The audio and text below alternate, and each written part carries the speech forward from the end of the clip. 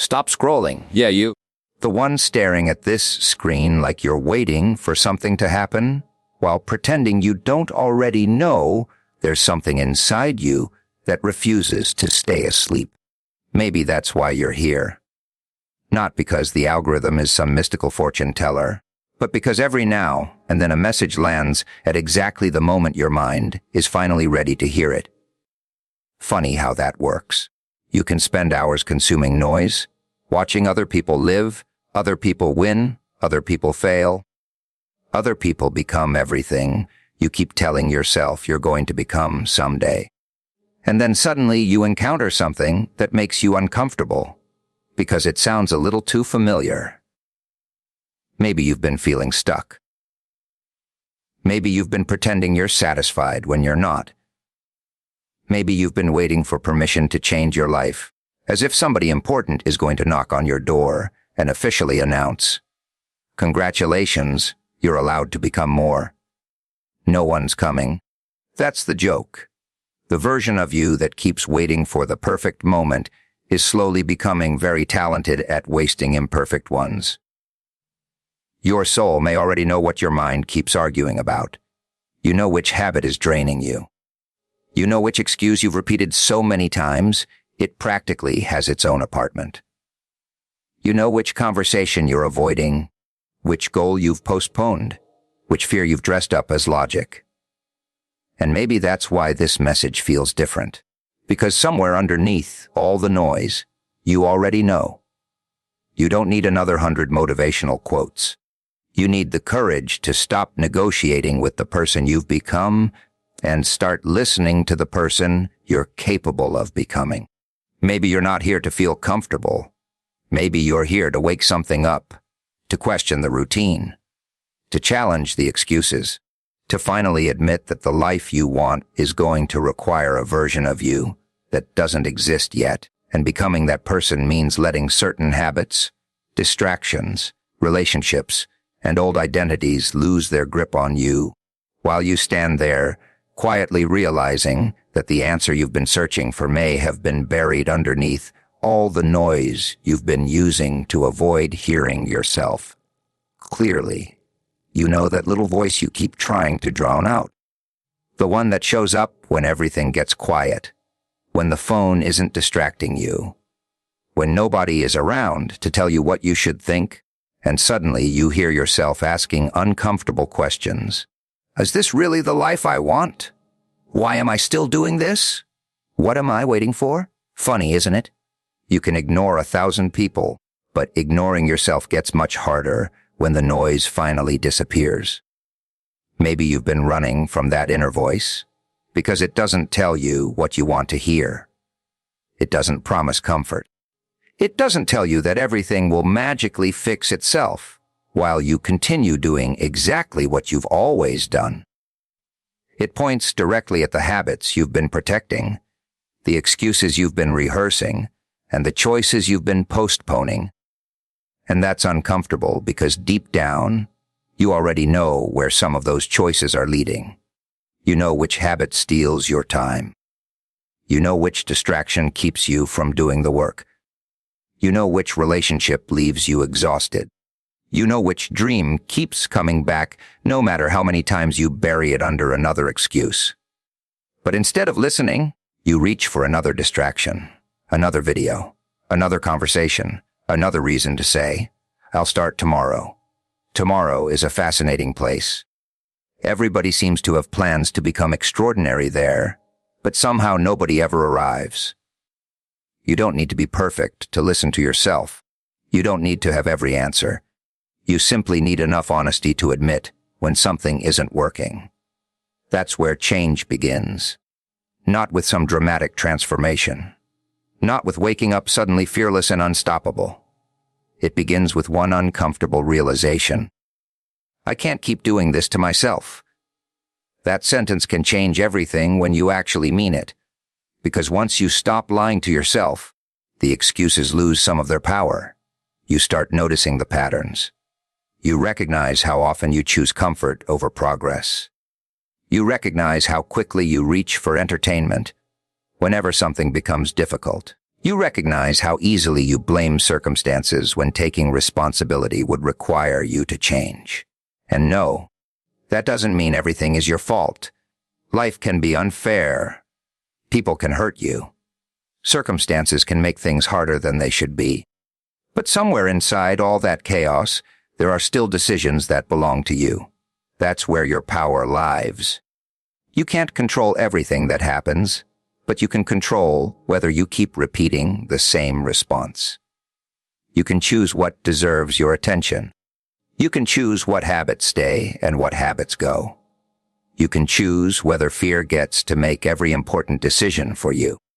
Your inner voice isn't necessarily telling you that you need to destroy your entire life overnight. Sometimes it's saying something much simpler. Start.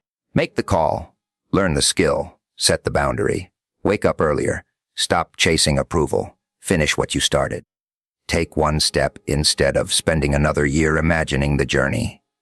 Because that quiet voice isn't always asking for a revolution. Sometimes it's asking for honesty. And once you're finally honest enough to hear it, you begin realizing that the person you've been waiting for to rescue your future has been sitting inside you the entire time, waiting for you to stop drowning them out with excuses, distractions, and endless promises about what you'll become someday, while the life you're capable of building keeps waiting for one decision that only you can make. You've outgrown some of the excuses you're still carrying around like they're family heirlooms. Funny, isn't it? You know they're outdated. You know they don't fit anymore. But you keep dragging them into every new chapter like they're somehow protecting you. I don't have time. I'm not ready. Maybe next month. Things are too complicated. I'll start when everything settles down. And somehow everything never settles down. Life keeps moving while you keep waiting for a perfect moment that apparently got lost in the mail. The uncomfortable truth is that some excuses were useful once. Maybe they protected you when you were afraid. Maybe they helped you survive a difficult period. Maybe you genuinely didn't have the resources, confidence, or knowledge you needed back then. But an excuse that once protected you can eventually become the cage that keeps you stuck. That's why you have to examine your reasons honestly. Not to shame yourself, but to find out whether they're still true. Maybe you really don't have 3 hours every day, but you have 20 minutes. Maybe you don't know everything you need to know, but you can learn one thing today. Maybe you're afraid of failing, but you're already paying a price by refusing to try. Maybe you keep saying you're waiting for motivation, when what you really need is a routine. Motivation is a wonderful little creature when it shows up, but you can't build your entire future around its schedule. Some days you'll feel inspired. Some days you'll feel like doing absolutely nothing, except staring at the ceiling and questioning every decision you've ever made. Welcome to being human. Discipline matters because it carries you on the days motivation decides to take a vacation. And here's where you need to be careful. Don't replace one excuse with another form of perfectionism. If I can't do it perfectly, there's no point. That's just procrastination wearing a suit. Start badly. Start small. Start before you're ready. Your first attempt is supposed to be messy. Your first video may be awkward. Your first business idea may need fixing. Your first workout may feel ridiculous. Your first boundary may make people uncomfortable. That's normal. You don't become capable by waiting until you feel capable. You become capable by practicing while you're still uncertain. The excuses become weaker every time you take action despite them. You don't need to destroy every fear before moving forward. You need to stop treating fear like an instruction. Fear can sit in the passenger seat. It doesn't get to drive. And when you start identifying the excuses that keep repeating, you'll notice something interesting. They often protect you from short-term discomfort while creating long-term frustration. Avoiding the difficult conversation feels good today, but creates more tension tomorrow. Skipping the work feels comfortable tonight, but creates anxiety later. Staying in the familiar feels safe until you realize years have passed and you're still standing in the same place. That's the trade you're making every time you choose comfort automatically. So ask yourself a brutally simple question. Is this reason actually stopping me, or am I using it to stop myself? You might not like the answer. Good. Discomfort can be useful when it leads to clarity. You don't need to hate yourself for the time you've wasted. You need to stop wasting more of it.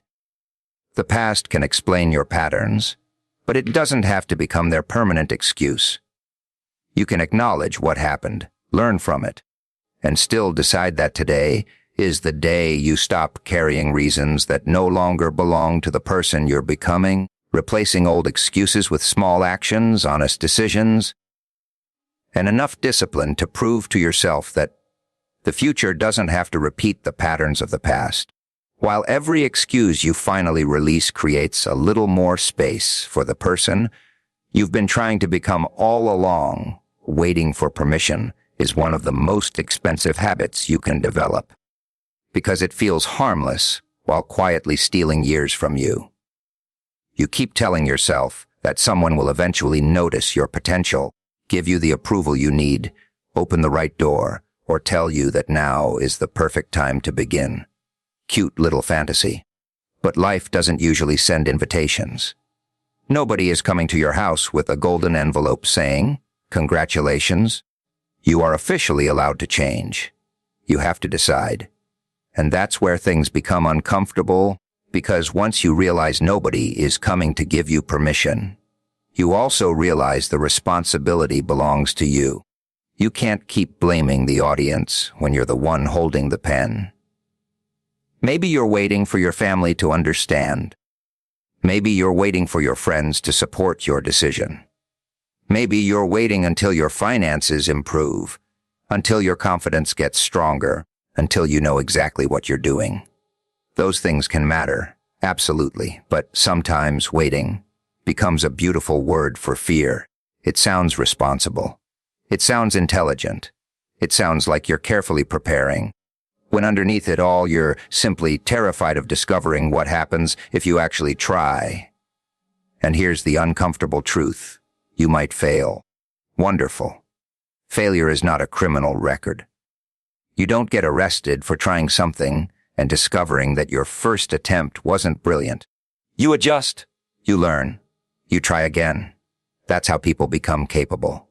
Nobody becomes excellent by sitting around waiting for certainty. Certainty is usually something you gain after taking action, not before.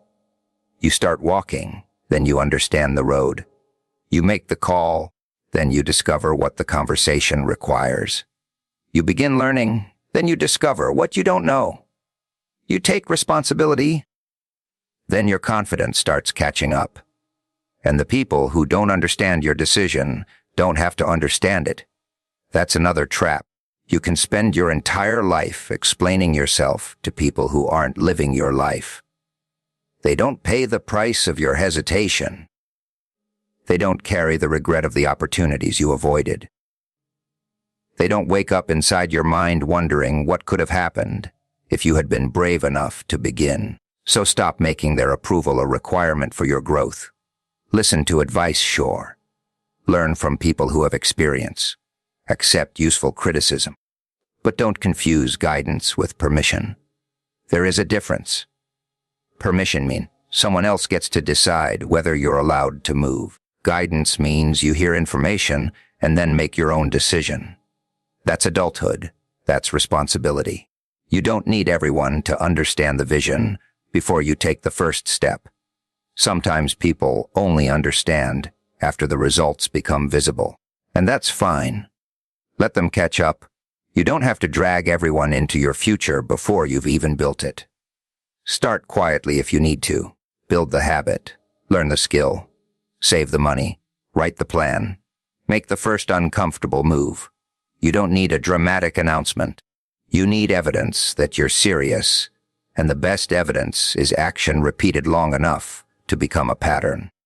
Every time you act without waiting for approval, you teach yourself something important. Your life belongs to you. Every small decision strengthens that belief. Every completed task becomes another piece of evidence. Every boundary you hold becomes another reminder that you can trust yourself. Eventually, you stop asking whether you're allowed to become different and start asking what needs to happen next. Because the permission you were desperately waiting for was never supposed to come from somebody else. It was supposed to come from the moment you finally decided that your future deserved more authority over your choices than your fear, your doubts, or the opinions of people who were never going to live the consequences of your hesitation. Comfort is a funny little trap because it rarely looks dangerous while you're inside it. It feels safe, familiar, predictable. You know what tomorrow will look like because tomorrow looks suspiciously like yesterday. Same routines, same distractions, same conversations, same excuses, same promises that you'll change when the timing feels right. And that's the joke. Nothing feels wrong enough to force you out, but nothing feels right enough to make you satisfied. So you stay. You call it patience. You call it being realistic. You call it waiting for the right opportunity. Meanwhile, your potential is sitting in the corner wondering how long you're planning to keep it unemployed. Growth doesn't usually feel comfortable in the beginning because you're asking yourself to do things you've never done before.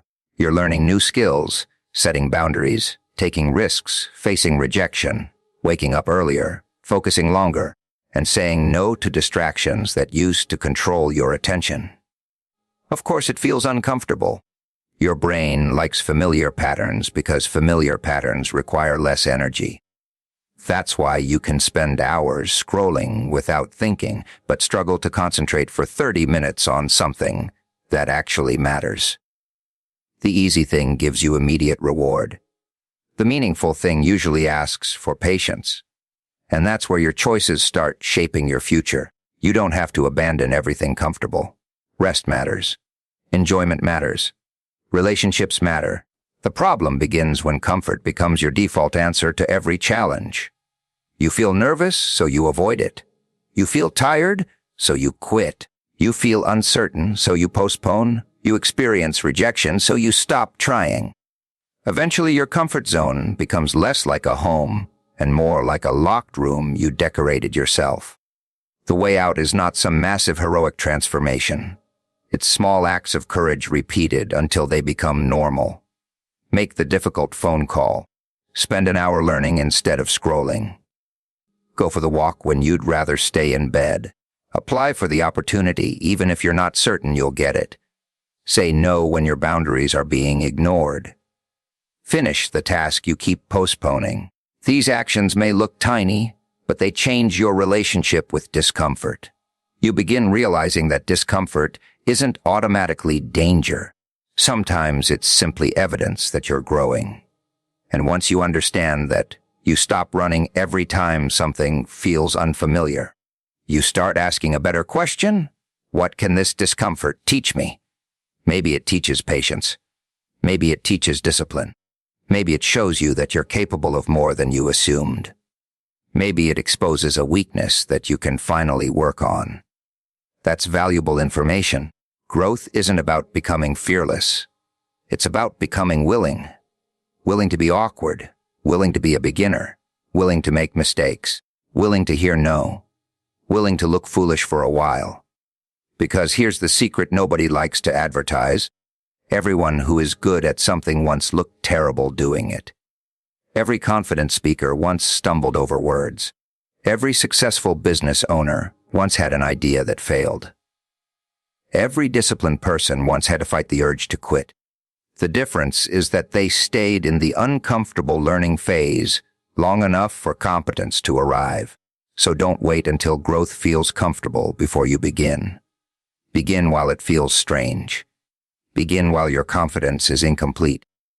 Begin while you still have questions. Let yourself be a beginner without turning that into an insult. The person you're becoming is built through those awkward repetitions, those early failures, those uncomfortable decisions, and those moments when you choose long-term progress over short-term relief.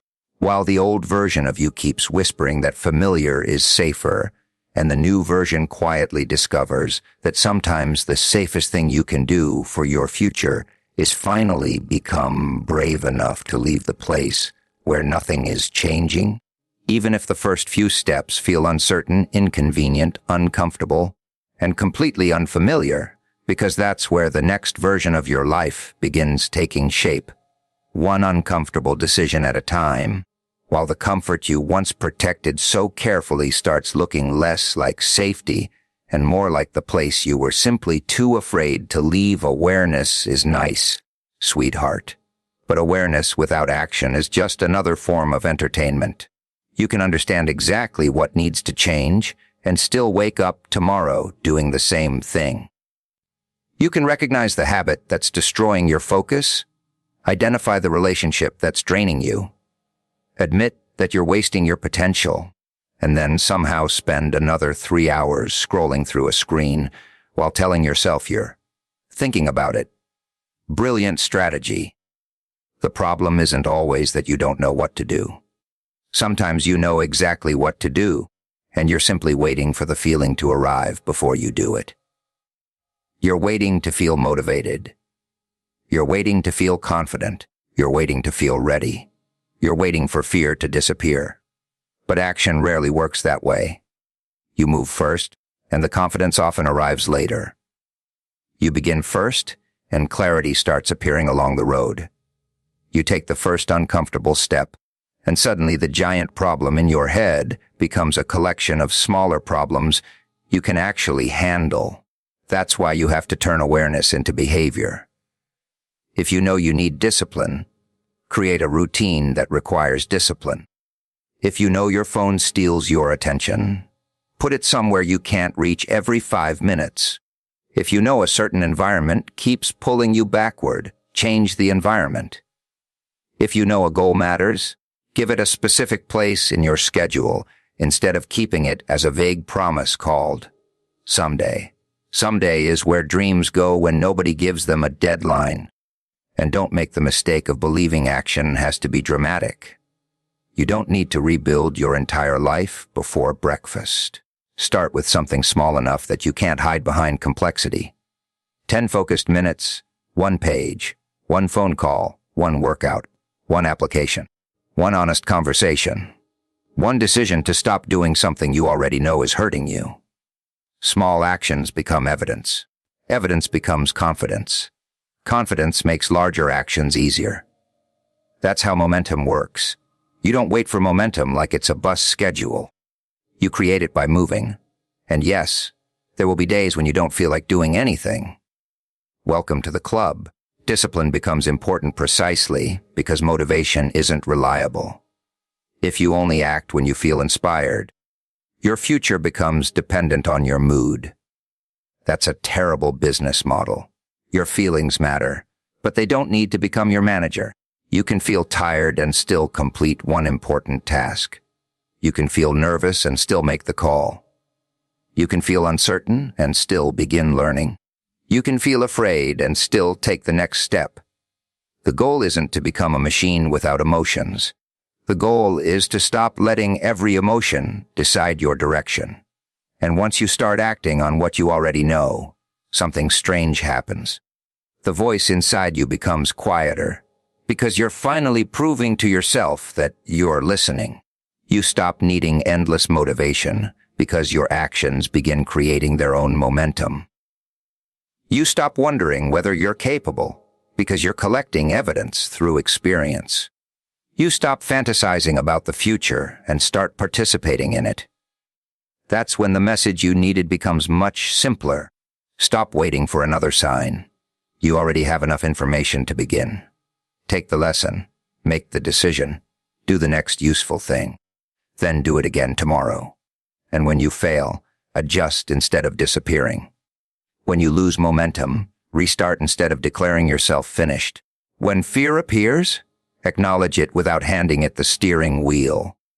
Because the person you keep imagining yourself becoming isn't created by one massive moment of inspiration, but by hundreds of ordinary decisions made when nobody is watching. Decisions that slowly transform intention into habit, habit into character, and character into a life that finally looks different because you stopped asking what you should do and started doing what you already knew mattered, one deliberate action after another, while the future you kept imagining finally begins to recognize you as the person who was willing to move before everything felt perfectly ready, perfectly safe, or perfectly clear, because clarity often arrives after the first step, confidence often arrives after repetition, and transformation often begins in the exact moment you stop waiting for permission, motivation, certainty, or another sign, and finally decide to act on the truth you already knew but kept postponing, while every small action becomes another piece of evidence that you are no longer just thinking about changing your life, but actually becoming the person capable of living it. One choice, one habit, one uncomfortable step, and one honest decision at a time, until the distance between who you are and who you said you wanted to become starts disappearing, because you finally stopped watching your own potential from the sidelines and seeped into the work yourself, without needing the perfect mood, the perfect moment, or the approval of anyone else to tell you that you were ready to begin. And that's when everything starts to change, because you are no longer waiting for your life to give you a reason to move. You are becoming the reason yourself, carrying the responsibility forward without needing another excuse to stay exactly where you were.